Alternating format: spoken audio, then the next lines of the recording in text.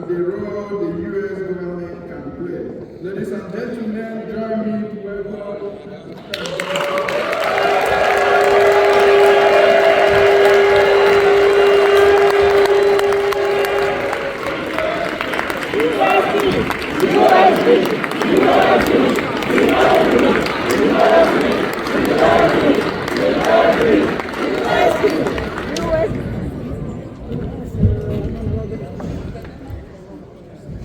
Well, thank you very much. This is a much more enthusiastic audience than I normally find in Washington, D.C. And I appreciate very much the opportunity to come. As you can imagine, for me, it's very unusual to be speaking about Nigeria and Ñ⁰1. Only very recently did I have a chance to meet and to speak with your ministers and discuss your cause. And I'm very glad that Michael Rubin spoke to all of you. I have great respect for him, and he writes about liberty and freedom around the world regularly in Washington. I have visited Nigeria and have been incredibly impressed at the people that I have met. As I traveled across Nigeria, I found people who were entrepreneurial, who worked extraordinarily hard, who were people of faith, people who cared for their families, and people with extraordinary potential. Yet I found that they suffered under a government that did not live up to its responsibilities to protect them and to protect those opportunities for them, and a government that in many cases seemed to be working against them instead of for them. Now, Nigeria, as anyone who looks at would recognize, is extraordinarily important, not only for Africa, but to the world. It has the largest population and economy in Africa. Africa itself is a continent of extraordinary potential. A growing population when most of the rest of the world, including America, have declining populations. But we see vibrancy and growth in Africa. And Nigeria has so much to offer, not only to Africans, but also to Americans and to people around the world. I have occasionally gotten into a taxi cab to go to the airport, and my driver, it turns out, came from Africa. We will discuss where he or she came from and what their home was like. What I am particularly concerned about, like Michael Rubin, is concerned about human rights, about religious liberty, about economic opportunity, all of which are fundamental for human people everywhere on earth. And despite problems in my country, and as all of you recognize, all the countries have some problems, and I accept as my own as well, the United States has done generally pretty good at trying to protect those opportunities and those liberties, which is why we've drawn people from Nigeria. But you shouldn't have to leave your country to have those opportunities.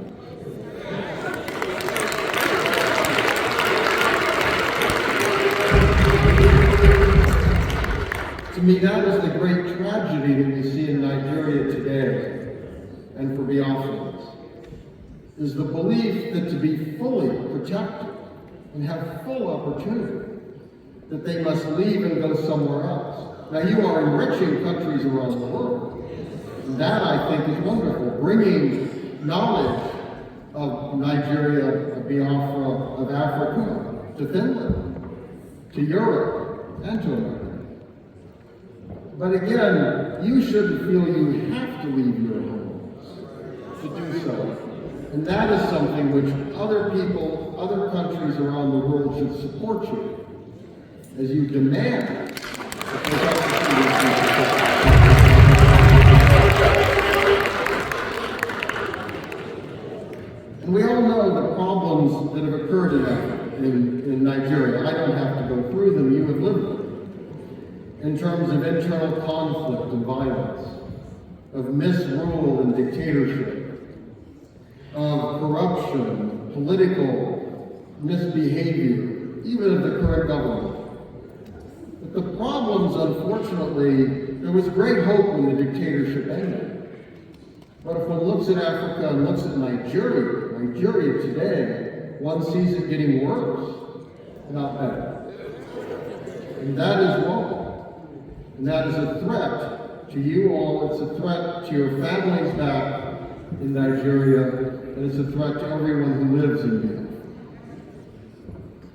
I think that it's important here, it's vital that these opportunities not be lost.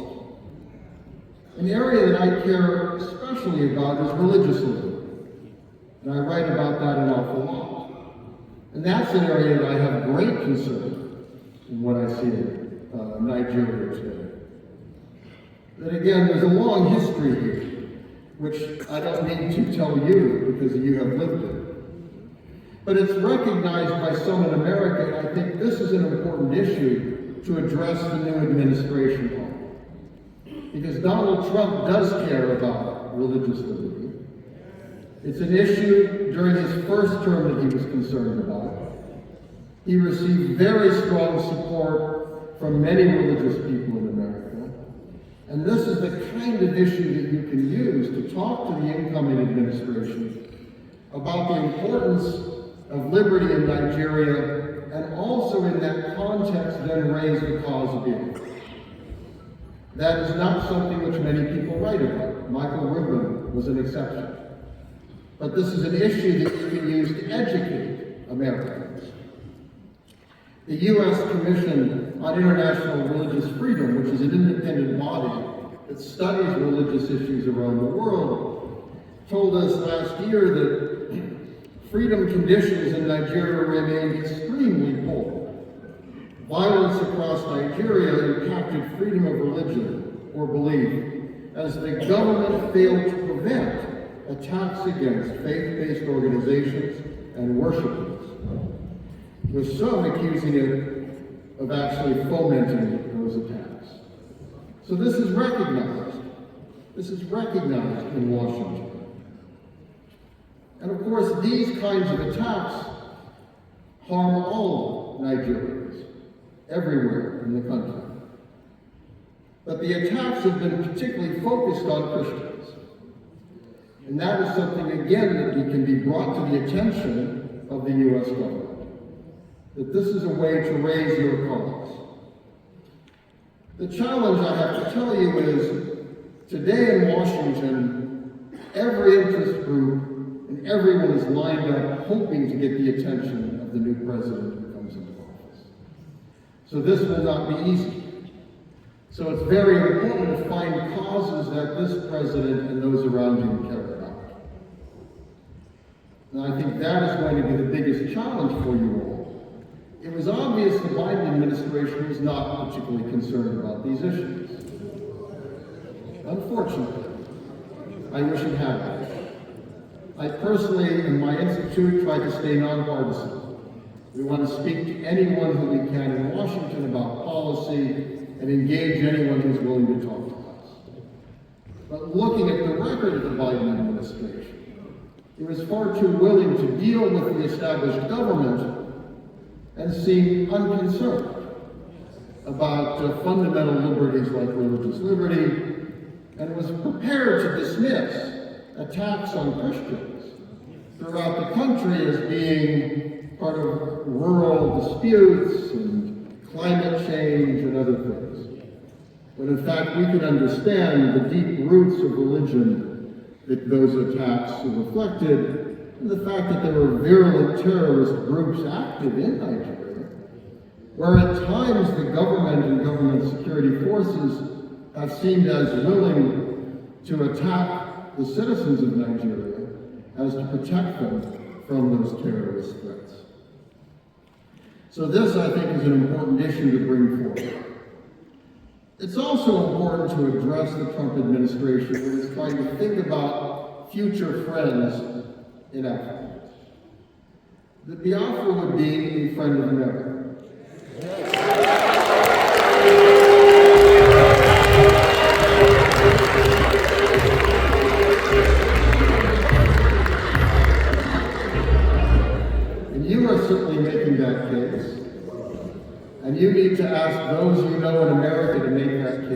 in America as well. Because again, Donald Trump is, shall we say, a very unique person.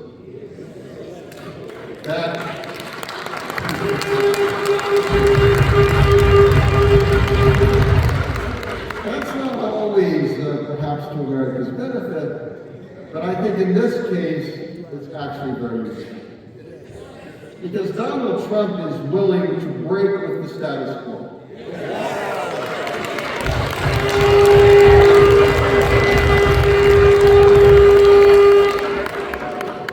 I do a lot of work on issues like North Korea, and I thought one of the brilliant steps that Donald Trump took was a willingness to meet with the leader of North Korea that no other U.S. president had ever done.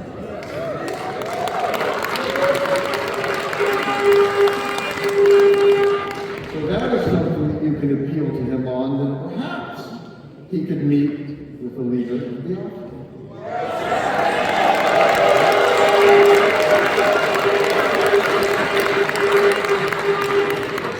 He recognizes the importance of reaching out to people who his predecessors refused to have anything to do with. Donald Trump, maybe there is an opportunity. And I also think those around him, many of those who are coming in, share that willingness to challenge the status quo. And that is what you suffer from. And I will admit, when I first heard about what you were doing, I'm old enough, unfortunately, to remember the terrible war. I was young, but I still remember pictures on TV and pictures of starving children, the horrors that happened with that. And you all know that. I suspect almost all of you had people who suffered in that, friends and families died and suffered the horrors of that, which can never be repeated. But the status quo in Washington then is we don't talk about such things, right? We put them away in a closet somewhere, and we say that issue's finished, nothing to be done, please don't bother us, we have other things to do. And when you sit in Washington, I have to tell you, it's very tempting to it's kind of the ultimate imperial city, where American policymakers view themselves as kind of on top, and their job is to speak to the world and deliver their message. Now, I am not going to tell you what to do. I'm not going to tell Nigerians or Africans what to do. I do not live your experience. I do not go through your experience. I have not suffered what you have suffered. I have not had the frustrations that you have. So the last thing I would ever do is to try to tell you, as if I know better than you, what you should do.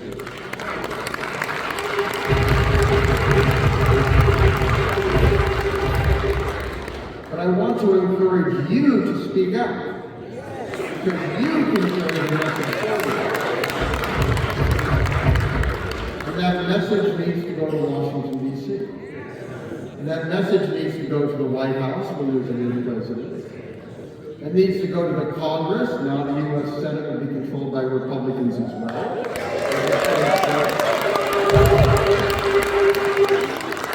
It needs to go to think tanks, which matter. People who spend a lot of time, they publish lots of stuff.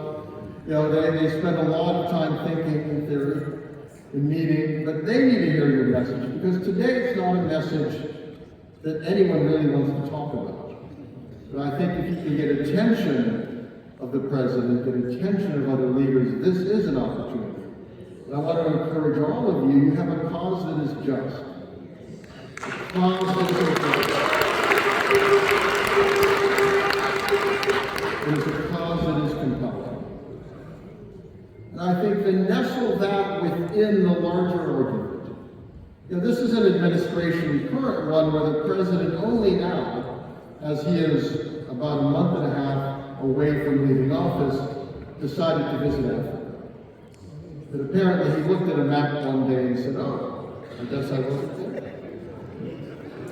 Now we need, with the new administration, the president comes in and says, I should go to Africa.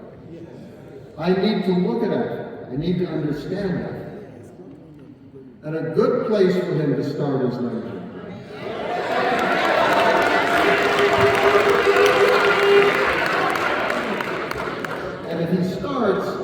should not start thinking of Abuja.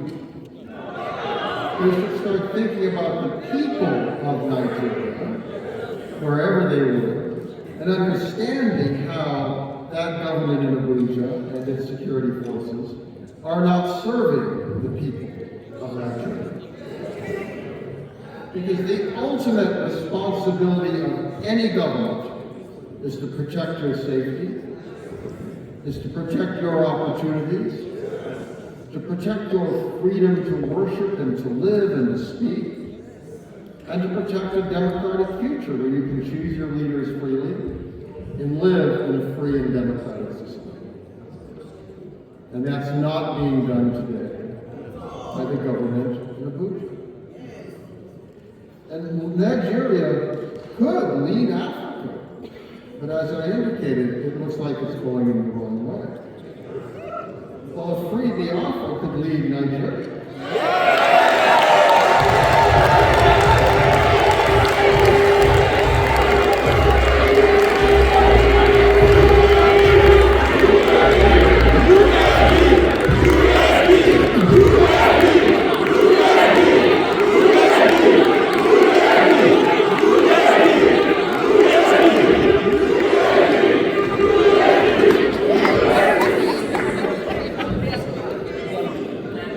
To encourage, take that message to Washington. Yes. That listening to you is an opportunity for the United States to help improve Africa and help Africa lead the world.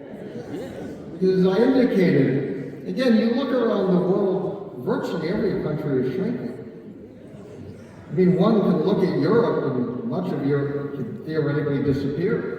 I mean, the estimates on fertility rates, it's extraordinary. Even in China, by the end of the century, people talk about China being maybe 400 million people rather than 1.4 billion. Africa continues to have vitality. Africa continues to have life. And for the future can show the way. And that is the very good reason for the United States to have a president start with a visit to Africa, not end with a visit to Africa. To turn it around and say, I'm starting with the future. I'm starting with the possibilities. I'm starting with the opportunities. And again, a good place to start, if that's your policy,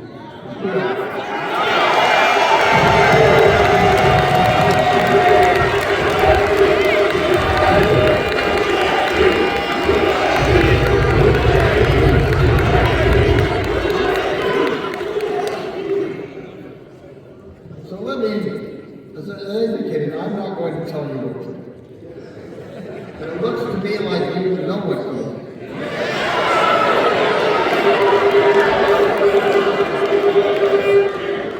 And I want to commend you, again, for your enthusiasm, for your willingness to gather here, for your willingness to your chosen leaders, you're pushing referendum, you're taking steps to make this vision, this dream into a reality.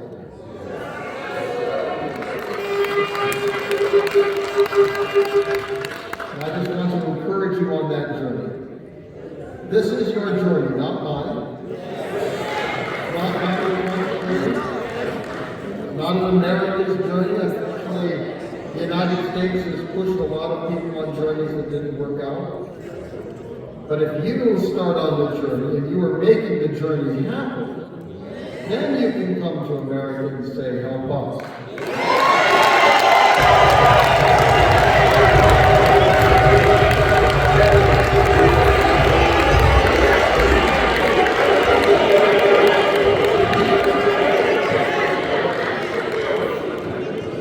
So I want to conclude with a vision of a democratic and prosperous African continent. A democratic and prosperous Nigeria. A democratic and prosperous Biafra.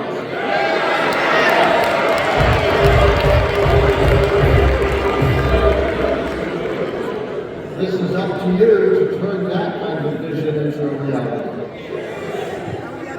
God I'm so happy again to see so much enthusiasm and a willingness to gather and to push this vision. And I want to thank you for inviting me to come and speak to you.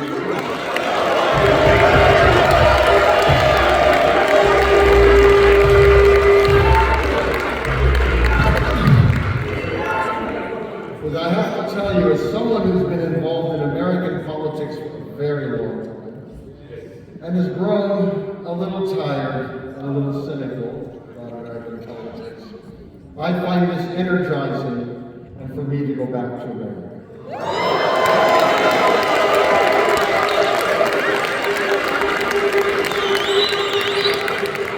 So thank you, Godspeed, and have a blessed New Year.